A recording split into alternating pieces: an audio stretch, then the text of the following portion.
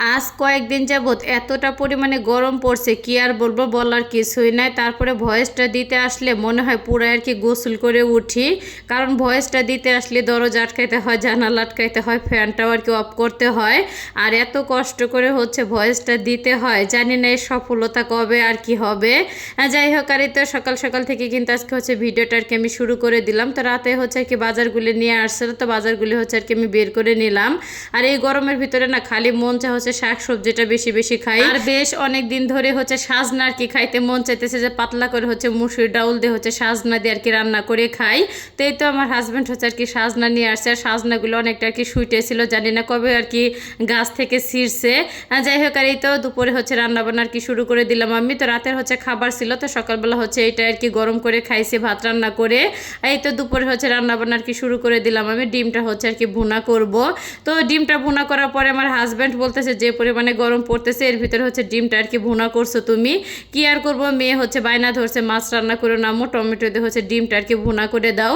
এর জন্য ডিমটা আর কি ভুনা করতেছিলাম। যাই হোক, আর এখানে কিন্তু ডিমটা লবণ আর হলুদ দিয়ে সুন্দর করে আর কি আমি ভেজে নিলাম। অনেকটা কড়া করে ভাজি নেই, হালকা একটুখানি আর কি ভেজে নিয়েছি আমি, কারণ ডিমটা না অনেকটা আর কি উঠে আসতেছিল। অনেকটা পরিমাণে ভাজতে গেলে দেখা যেতেছে ডিমের কুসুমি আর কি বের হয়ে যাবে, এর জন্য ডিমটা আর কি হালকা পাতলা আর কি ভেজে তারপর তুলে নিলাম। যাই হোক, ওই তেলের ভিতরে কিন্তু আমি কাঁচামরিচ পেঁয়াজ আর টমেটোটা দিয়ে তো একটুখানি আর কি ভেজে নিছি। তারপর আদা রসুন আর কি বাটাটাও দিয়ে দিছিলাম, আর শুকনো মশলা দিয়ে না হালকা একটুখানি আর কি কষিয়ে তো ডিমগুলি কিন্তু দিয়ে দিলাম। আর আমি ডিম যখনই ভুনা করি, ডিমের পেঁয়াজটা একটু আস্তে আস্তে থাকে, আমার কাছে আর কি অনেক অনেক ভালো লাগে খেতে।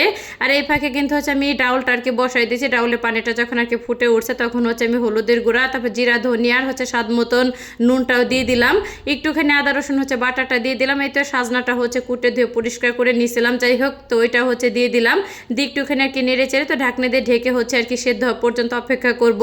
আর এদিকে কিন্তু আমার ডিম ভুনাটা আর কি হয়ে গেছে। তো ডিম ভুনাটা কিন্তু আর কি আমি বেড়ে নিতেছিলাম। আর আমার কাছে মনে হয় যে ডিম ভুনা সব থেকে সহজ একটা রান্না, তো অনেক দ্রুত রান্নাটা আর কি রান্না করা যায়।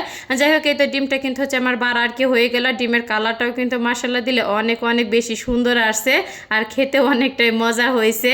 আর এদিকে কিন্তু অফ ক্যামেরা আমি ডালটা কিন্তু সুন্দর করে ঘুটে নিচে, এখানে কিন্তু আমি ফোড়নটা আর কি ভেজে নিতেছিলাম। তো আজকে একটু কালো জিরা আর কি দিলাম, কালো জিরা দিয়ে আর কি ফোড়নটা দিব পেঁয়াজ রসুনের সাথে, খেতে কিন্তু অনেক ভালো লাগে। আর কালো জিরা দিয়ে ফোড়ন দিয়ে যে কোনো তরকারি রান্না করলে না অনেক সুন্দর একটা ঘ্রাণ কিন্তু আসে। যাই হোক, এটা ফোড়নটা কিন্তু ডাউলের ভিতরে আর কি আমি ঢেলে দিলাম। আর ডাউলটা অনেকটা পাতলা করে আমি আর কি রান্না করছি, আর পাতলা ডাউল না খুবই ভালো লাগে কিন্তু খেতে।